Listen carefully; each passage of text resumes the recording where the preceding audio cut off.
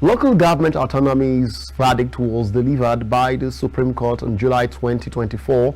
Till today, governors will be alleged lobbying President Bola Ahmed Tinubu to pay the allocation of the local government to their respective commercial banks instead of paying to the Central Bank of Nigeria. Our staff reporter Temitope Adedeji sought the opinion of Nigerians over the issue. Here is his report. On July 11, 2024, the Apex Court in the land delivered a landmark judgment affirming the fiscal autonomy of local governments nationwide. It ruled that the federal allocations to the local government be paid directly to their respective accounts by passing the state governments. With these, indications emerged that the state governors were pushing for a delay in implementing the direct allocations to the local government over multi-billion-dollar debt reportedly incurred by the governors in the name of the local government. The chairman of all chairmen in Ondo State, the Akure South local government, Dr. Gbenga Fashua, responded to the moves of the governors that the Supreme Court has ruled and that autonomy has come to stay. Development, a good move. Our state is in line with the position of the federal government. Autonomy has come, and of course it has come to stay. The tenet is being upheld by the governor of Ondo State, Honorable Dr. Loki Orimisan. And of course we are in tandem. We follow rule of law and due process. For this, we're expecting the communication from federal government. And I can assure you, we will give our assent and I express it. We'll do justice to whatever communique we receive from them for whatsoever we need to do in line with this. The demand is from the people, is people friendly.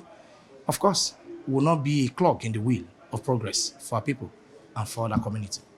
More so, a political analyst, Baba Tope Okeowo, said that the governors should have allowed the sleeping dog lies since the Supreme Court has given a verdict on it. My take on this is that the governors are just trying to subvert the pronouncement of the Supreme Court. I don't think it is necessary. Once there is a pronouncement, they should, even if they don't like it, they should just obey it. Take, for instance, let me just give you an example. At instance, we have seen that of Rivers State government controversy over the crisis in Rivers State. The governor said he didn't like it, but he must obey the law. Supreme Court is the highest court in the land. Why should they now be dilly-dallying? I think the federal government is the one that is giving themselves problem. When was the judgment given? Not today, not last month. But so what are they waiting for the implementation of the judgment? After all, they were the one that, the federal government was the one that took the case to the Supreme Court. So why is it that they are dragging feet on the implementation of the judgment that was delivered in their favor? I think maybe the federal government doesn't want to do something, or maybe they are now looking at the political implication of the judgments.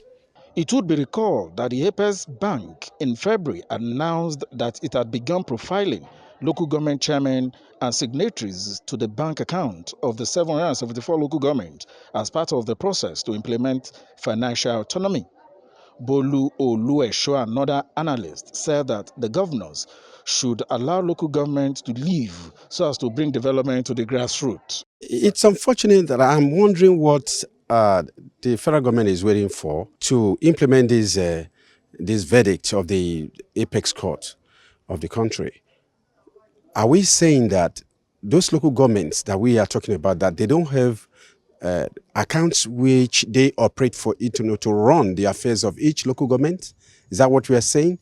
Why should we wait for the approval of the state governors before they can implement that? Saying that, to me, I just believe it still remains in the realm of conjecture anyway, that governors are lobbying the president so that they can be paying the money of the local government directly to them.